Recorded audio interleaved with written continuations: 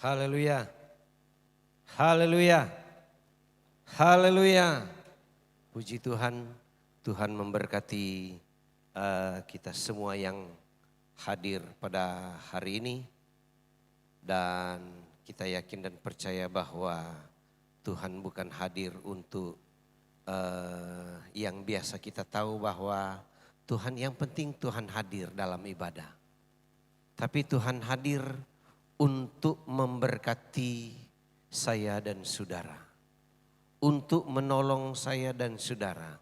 Di saat kita susah, Tuhan datang atau Tuhan hadir memberikan penghiburan.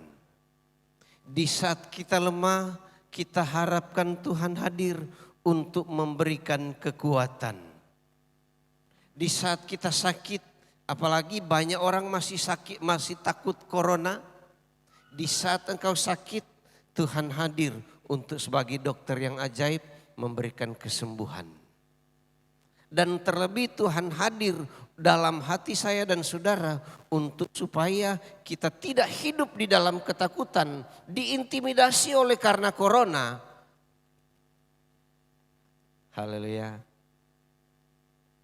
Tuhan hadir dalam hidup saya dan saudara supaya selama kita terintimidasi dengan corona, kita takut. Kita takut. Karena takut mati. Haleluya. Takut mati. Tapi Tuhan hadir dalam hidup saya dan saudara untuk meniadakan, untuk menghapus intimidasi. Sehingga kita kemanapun kita berada, kita ditolong oleh Tuhan. Dan ada Yesus, ada Tuhan, ada damai dan sejahtera kita alami dalam kehidupan setiap hari. Saya mengajak kita melihat Alkitab kita di dalam Hakim-Hakim. Hakim-Hakim pasalnya yang ke-16.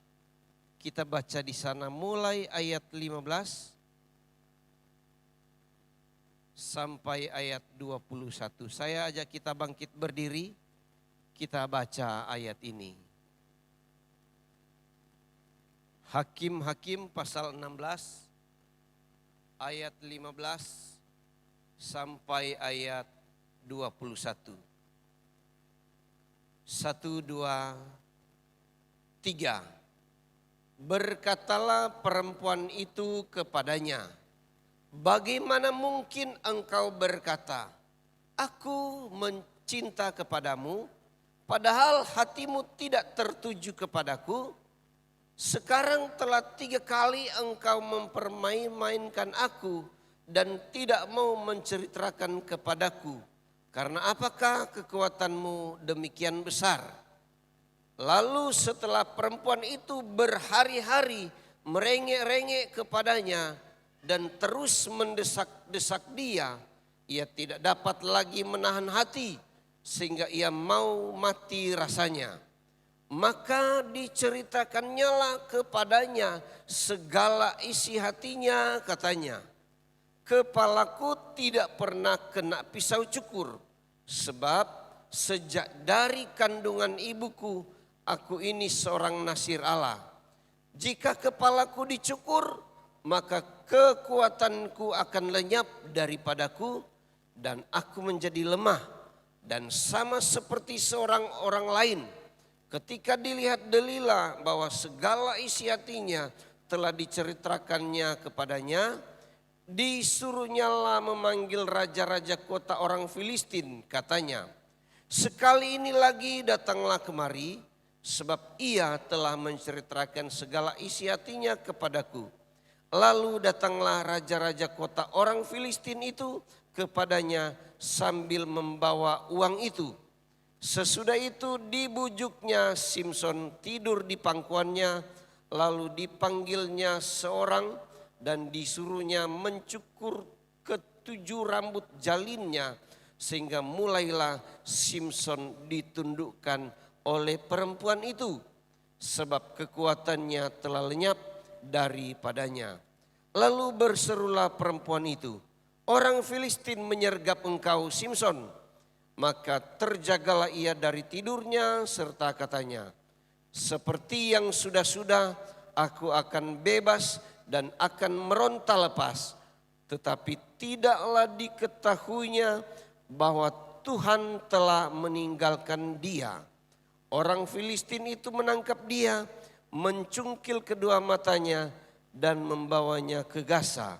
Di situ ia dibelenggu dengan 2 rantai tembaga dan pekerjaannya di penjara ialah menggiling. Puji Tuhan, Tuhan memberkati saya dan saudara atau kita yang ada pada hari ini. Saya juga masih berterima kasih kepada Bapak Gembala dan Ibu Gembala dan kita semua yang mempercayakan saya pada hari ini untuk melayani firman Tuhan. Rupanya 12 tahun lagi saya ada di GPDI Bukit Sion Labuan Bajo untuk melayani firman. Bulan September 2008. Kalau Om pakai catat, pakai tulis, yang pasti bisa ingat. Saya tidak. Ya, puji Tuhan, Tuhan memberkati kita semua yang ada pada hari ini. Ada 1-2 masih yang saya kenal. Ada Aci, rupanya dari Ruteng masih, di GPDI Hosana Ruteng. Dan ada 1-2 masih yang kenal. Tuhan memberkati. Haleluya. Dalam kehidupan kita sebagai orang yang percaya, sebagaimana di dalam ayat yang sudah kita baca, firman Tuhan pada hari ini, saya mau berikan judul seperti yang sudah ada di televisi atau yang ada di layar. Yang saya lihat, ini menurut saya yang saya perhatikan, ada banyak orang Kristen, ada banyak orang percaya, ada banyak anak-anak Tuhan, ada banyak orang-orang atau gereja Tuhan. Karena ini saya dan saudara adalah gereja Tuhan. Kehidupan daripada Simson zaman dulu, sementara terjadi atau sementara dijalankan atau sementara bahasa yang saya mau pakai bahasa viral. Haleluya. Kuat di luar. Ada banyak orang Kristen di zaman sekarang ini kuat di luar tapi rapuh di dalam.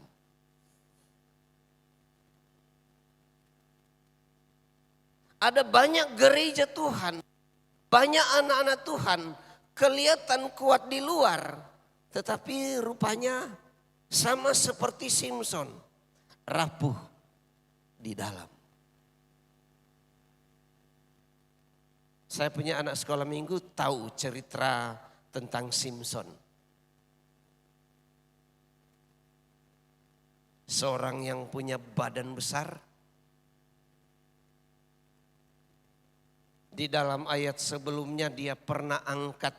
Tadi saya bilang bahwa dia pernah angkat itu pagar besi yang besar, yang berat. Tengah malam dia bawa itu besi, pagar tembok itu. Tengah malam dia bawa pikul di gunung. Tidak ada manusia yang seperti kuat, yang sama kuat seperti Simson, apalagi di zaman sekarang. Tapi kehidupan daripada Simson zaman dulu sementara dipraktikkan oleh orang-orang gereja di akhir zaman ini. Simson yang kuat, yang punya badan besar, kekuatan fisiknya hebat, dia selalu andalkan, dia selalu pakai. Dan Simpson dia punya karisma-karisma yang tidak dimiliki oleh orang-orang lain. Simpson dia memiliki kelebihan yang tidak dimiliki oleh orang lain. Dan yang ketiga, Simpson dia punya urapan kuasa daripada Tuhan. Ada banyak orang yang mau diurapi oleh Tuhan, termasuk saya dan saudara. Ada banyak orang yang mau diurapi oleh Tuhan, yang mau dipakai oleh Tuhan, termasuk pemain-pemain musik dipakai oleh Tuhan dalam urapan kuasa roh Tuhan. Dan saudara juga, saya dan saudara juga, kita ada di dalam pimpinan Tuhan, kita mau ada di dalam urapan kuasa Tuhan, supaya Tuhan mau pakai di daerah manapun, dalam keadaan seperti apapun, dan pekerjaan apapun, saya dan saudara mau supaya kita dipakai oleh Tuhan.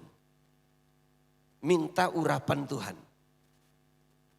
Minta kehebatan kuasa Tuhan bekerja di dalam kehidupan saya dan saudara. Sehingga di dalam cerita ini Simpson dia dipakai oleh Tuhan.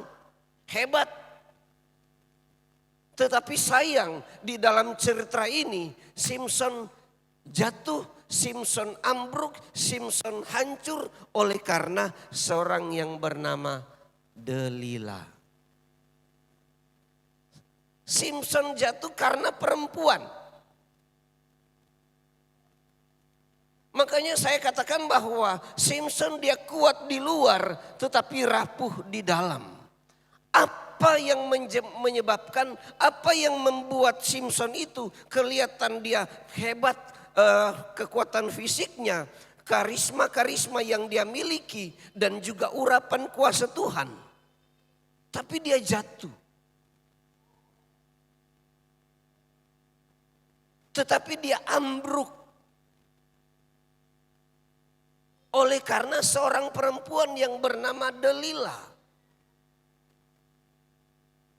Yang kita lihat, yang kita perhatikan sebagai gereja Tuhan, sebagai orang yang percaya.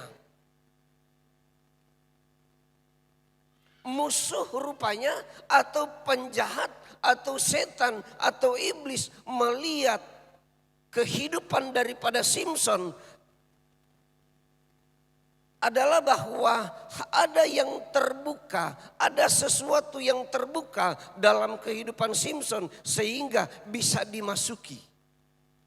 Ada pintu yang ada celah yang di dalam pintu itu yang bisa dimasuki oleh iblis untuk menggagalkan atau untuk menghancurkan atau untuk merobohkan seorang yang bernama Simpson.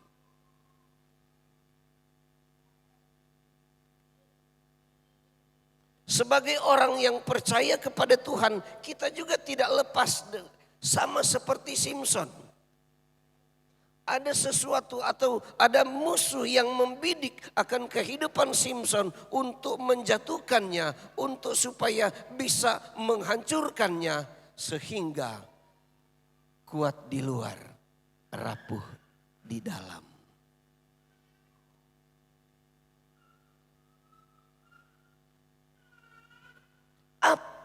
Apa celah yang bisa dimasuki oleh iblis? Celah apa yang bisa dimasuki oleh iblis sehingga dia merobohkan seorang Simpson yang kuat, fisiknya kuat, karisma-karisma yang dia miliki, bahkan urapan kuasa Tuhan. Yang kita lihat di dalam kehidupannya daripada Simpson adalah yang lemah daripada Simpson adalah karakter daripada Simpson itu sendiri. Karakter daripada Simpson adalah pintu masuk daripada iblis untuk menjatuhkannya, untuk merobohkannya, untuk menghancurkannya. Karakter daripada Simpson. Sehingga karena dilihat oleh iblis karakter daripada Simpson bisa dimasuki. Celah itu yang dimasuki oleh iblis sehingga menghancurkan atau menjatuhkan seorang manusia yang badan besar, yang punya karisma-karisma tertentu, dan juga yang ketiga punya urapan daripada Tuhan.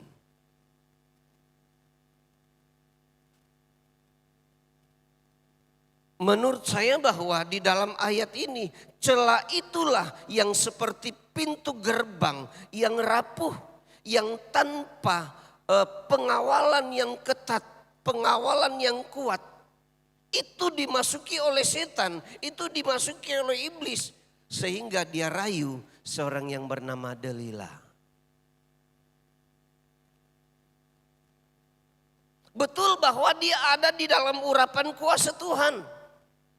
Betul dia ada di dalam pimpinan daripada Tuhan. Tetapi waktu dia pergi, kira-kira cari istri, Delilah dia rayu. Delilah dia bujuk. Delilah dia ambil kesempatan. Dia rayu siang malam.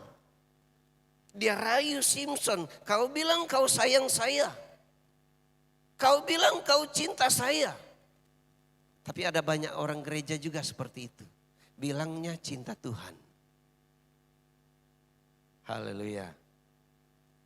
Kita lihat di dalam ayat ini.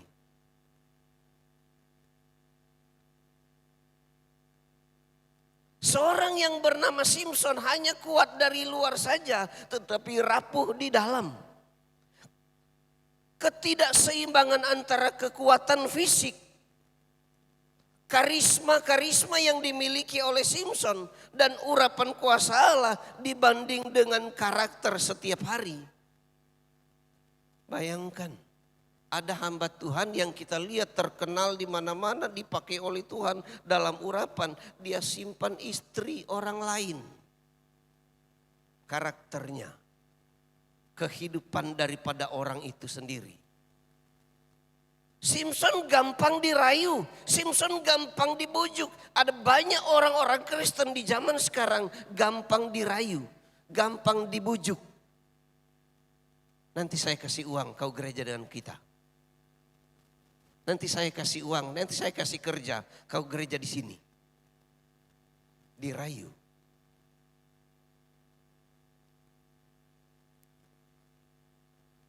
Sehingga gereja itu penuh dengan orang yang dirayu, dikasih uang, dikasih pekerjaan dan sebagainya dan sebagainya. Tetapi karakter daripada orang itu tidak terbentuk. Dalam kehidupan setiap hari daripada Samson, dia dirayu, dia diiming-imingi, dijanjikan dan sebagainya. Sehingga di dalam karisma pengurapan kuasa daripada Tuhan,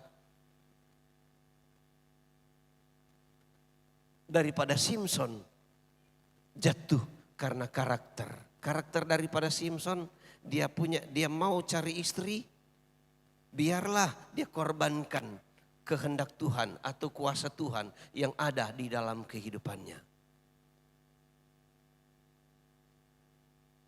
Haleluya. Haleluya. Karakter daripada Samson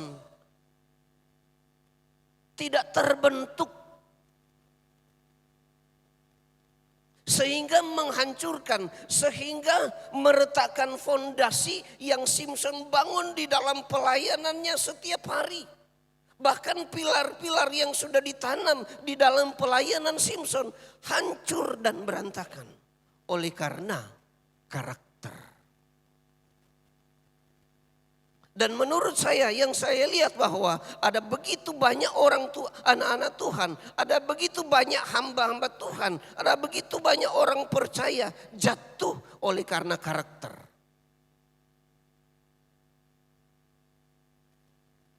Coba sebut hamba Tuhan, gembala, pendeta, hamba Tuhan. Ada banyak hamba-hamba Tuhan, ada banyak anak-anak Tuhan, ada banyak orang-orang percaya yang kita temukan, yang kita dapatkan, pelayanannya hebat.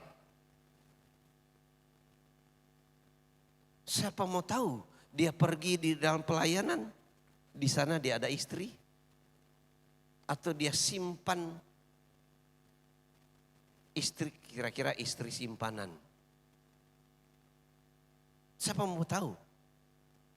Hari ini dia ada di sana, besok dia ada di sana. Rusaknya satu pelayanan, rusaknya satu pribadi disebabkan dengan bahwa kehidupan dari karakter hamba Tuhan itu sendiri. Pintar khotbah, pintar melayani, pintar di dalam segala hal-hal rohani. Tetapi kehidupannya setiap hari. Gampang marah,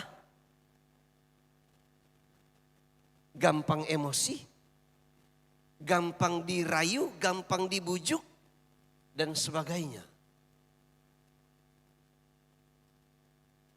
Kalau kita melihat dalam kehidupan kita ada banyak hamba Tuhan, ada banyak anak-anak Tuhan juga. Jangan hanya bilang hamba Tuhan. Atau jangan hanya bilang anak Tuhan atau jemaat. Karakter dari hamba Tuhan juga ada banyak karakter hamba Tuhan. Ada banyak karakter dari anak-anak Tuhan. Sudah lama beribadah kepada Tuhan. Tapi kau jangan korek. Cari tahu. Bapak ini. Kalau mencari tahu kehidupan dari jemaat yang satu, sebut saja jemaat A kira-kira. Pasti Pak Pendeta hanya tahu kehidupan setiap hari di gereja. Kehidupan setiap minggu di gereja.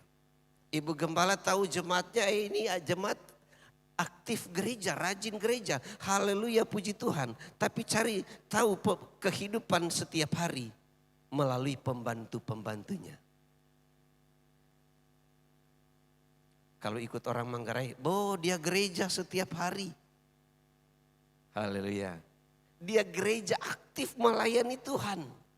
Aktif beribadah. Senin sampai Minggu, Senin, Selasa, Rabu, Kamis, Jumat, Sabtu, Minggu. Aktif ibadah. Tapi pembantu-pembantunya, karyawan-karyawannya, jangan salah. Dia caci maki. Pak Pendeta hanya tahu kehidupan hari Minggu di gereja. Haleluya, puji Tuhan. Orang bilang haleluya, puji Tuhan Yesus Kristus. Pernah hamba Tuhan ditipu oleh jemaat juga. Tapi Pak Pendeta, puji Tuhan Yesus Kristus. Pinjam uang 400.000, 500.000. Serta cari tahu dia bukan jemaat. Haleluya. Karakter. Dalam kehidupan setiap hari, karakter saya dan saudara, kita akan dipertemukan dengan orang-orang yang siap untuk menjatuhkan saya dan saudara. Kita akan dipertemukan dengan orang-orang yang akan menghancurkan saya dan saudara. Tapi kalau karakter saya dan saudara, kita hanya kuat, aktif beribadah, aktif bergereja, beribadah. Setiap hari Minggu kita aktif, tapi kehidupan setiap hari rapuh dari dalam. Itu tadi menurut saya bahwa gampang dendam, tunggu kau. Hari ini gereja, tetapi ketemu dengan orang yang caci maki, mungkin ketemu orang hanya iseng-iseng sedikit ganggu. Dia busunkan dada, siapa kau? Haleluya.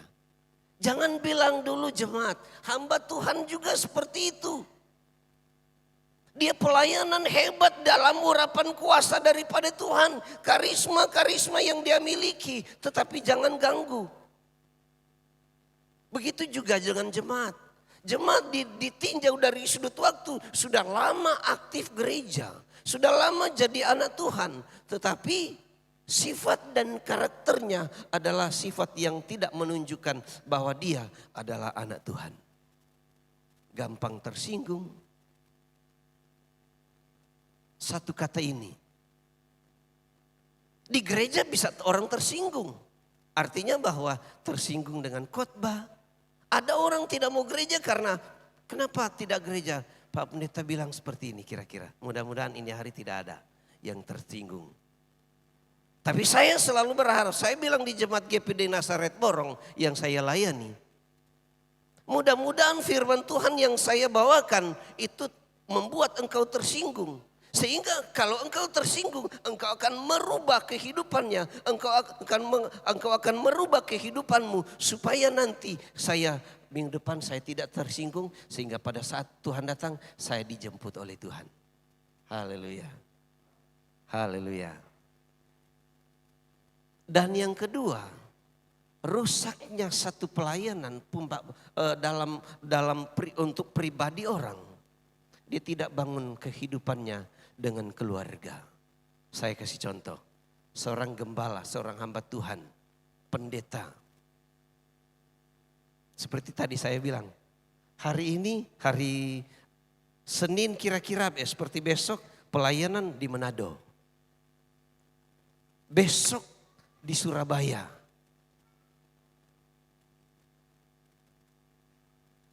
Lusa di Amerika. Minggu depan kira-kira di daerah mana? Haleluya. Tapi dia buat orang lain yang ada di Manado. Dia buat orang lain di Surabaya hidup di dalam pertobatan. Katakanlah, jangan merokok. Itu orang ikut, Pak Pendeta bilang jangan merokok. Tapi apakah anaknya tidak merokok? Untung anak-anak Bapak Tuhan di Flores, saya tidak lihat anak pendeta merokok.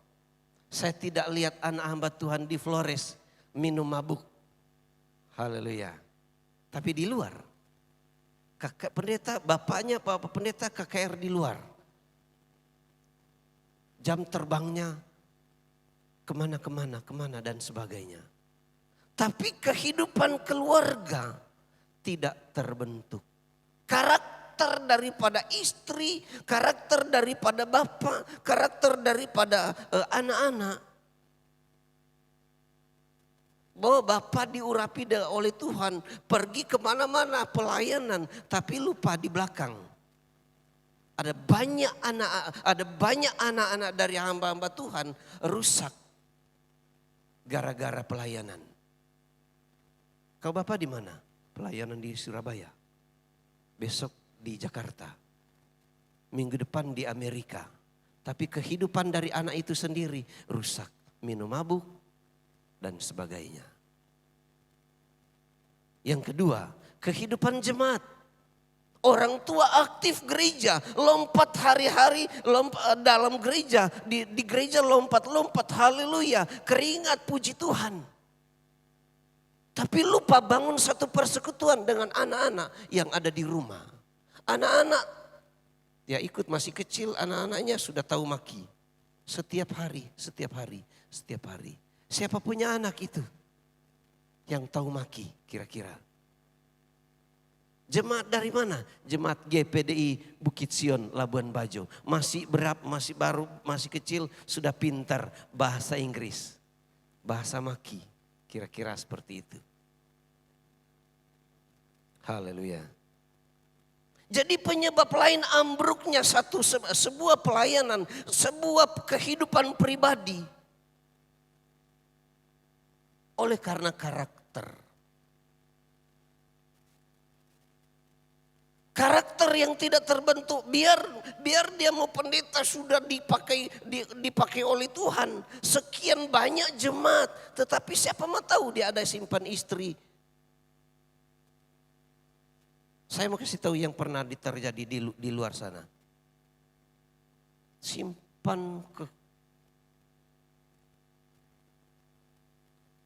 Bahkan sudah masuk penjara sekarang. Haleluya. Temannya ada di Borong. Di jemaat saya. Ini dia cari tahu terus kehidupan setiap hari temannya yang sudah masuk penjara. Untuk saya dan saudara, hamba Tuhan dan jemaat sama. Kehidupan karakter kita beribadah kepada Tuhan. Kita di gereja, kita memuliakan Tuhan. Di luar juga karakter saya dan saudara harus dibentuk setiap hari. Di gereja kita haleluya puji Tuhan. Di luar juga harus haleluya puji Tuhan. Biar ada banyak sindiran. Biar ada banyak cemoohan. Biar ada banyak caci maki. Biar ada banyak hal-hal yang ditujukan kepada saya dan saudara. Jangan cepat tersinggung. Jangan cepat marah. Jangan cepat emosi. Dengan istri saja kita cepat emosi. Dengan suami saja kita cepat emosi. Apalagi dengan orang lain. Sesama anggota jemaat saja kita saling sikut-sikutan. Sesama anggota jemaat GPDI Bukit Sion. Saya berharap tidak ada seperti itu. Di jemaat GPDI Bukit Sion. Gampang tersinggung dengan teman sebelah. Haleluya. Saya berharap jemaat GPD Bukit Sion baik-baik. Tuhan Yesus memberkati saya dan saudara. Jemaat GPD Bukit Sion tidak gampang dirayu. Jemaat GPD Bukit Sion tidak gampang diintimidasi. Jemaat GPDI yang ada pada hari ini tidak gampang marah. Tidak gampang dirayu, tidak gampang dibujuk. Karena kehidupan karakter saya dan saudara sementara dibentuk oleh Tuhan. Sementara diperbaiki oleh Tuhan. Supaya kita diberkati di dunia ini dan juga kita diberkati di akhirat nanti. Jangan sampai kita aktif melayani Tuhan. Kita absen dengan keluarga. Kita aktif beribadah kepada Tuhan. Kita aktif melayani Tuhan. Kita absen dengan keluarga. Seperti tadi saya bilang, hari ini di luar. Besok sudah ada di luar kira-kira. Di mana-mana. Tetapi keluarga, anak-anak jadi yatim piatu. Ditinggalkan. Istri dia cari tahu mana suami. Tidak ada. Suami 1 minggu 1 kali pulang. Si istri juga begitu. Anak-anak juga begitu. Anak-anak tidur saja 1 malam ada di rumah. 6 malam di luar. Tetapi di dalam keluarga kita sebagai anak-anak Tuhan, mari kita bangun satu keintiman. Kita bangun satu persekutuan dengan di luar dan juga di dalam keluarga. Supaya kita kelihatan kuat di luar, bukan rapuh di dalam. Rapuh di dalam gampang tersinggung, gampang marah, gampang dirayu, gampang dibujuk. Sama seperti Simpson yang berlaku di zaman sekarang ini. Yang sementara menguasai jemaat, yang sementara menguasai sekian banyak hamba Tuhan. Oleh sebab itu di dalam kehidupan saya dan saudara, sebelum Tuhan datang kali yang kedua, kita kelihatan kita kuat fisik.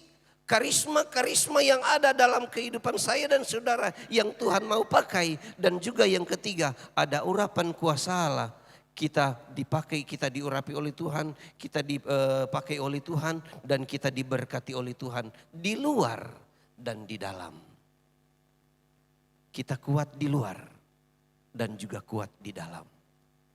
Jangan sampai kita menilainya bahwa saya ini kuat, tapi gampang tersinggung.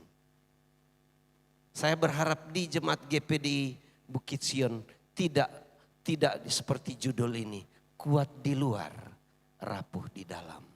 Saya berharap jemaat GPDI Nazaret Borong kuat, GPDI Bukit Sion di Labuan Bajo kuat di luar. Tidak rapuh di dalam, kuat juga di dalam. Tidak gampang marah, tidak gampang tersinggung, tidak gampang dirayu, tidak gampang dibujuk dan sebagainya. Sehingga kita terbentuk, puji Tuhan. Biar kita caci maki dia, biar kita marah dia, biar kita intimidasi dia, dia tidak gampang marah. Haleluya. Haleluya. Bagi kita sebagai jemaat yang ada di Bukit Sion. Sekalipun ada badai, sekalipun ada masalah, sekalipun ada hal-hal yang mungkin ingin menjatuhkan saya dan saudara, ada banyak intimidasi dari luar, ada banyak penilaian-penilaian dari luar, ada banyak orang yang siap menjatuhkan saya dan saudara, ada banyak iblis yang siap menghancurkan kehidupan saya dan saudara. Di luar, kita harus tetap kuat. Kuat di luar, kita kuat di dalam juga. Tuhan Yesus memberkati saya dan saudara. Sehingga waktu Tuhan datang kali yang kedua, kita diberkati, kita ditolong, kita berseru, kita memanggil nama Tuhan. Yang pasti kita didengar, kita ditolong oleh Tuhan. Karena Tuhan itu selalu pasti untuk memberikan pembelaan atau pertolongan bagi mereka yang selalu mencari Tuhan. Saya serahkan kepada Bapak Gembala. Syukur kepada Tuhan, syukur dengan segenap hati, syukur karena Dia berikan anaknya.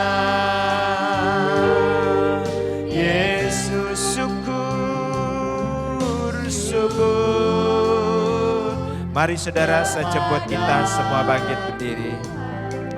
Syukur dengan segenap hati, syukur Dia dijadikan anaknya. Yesus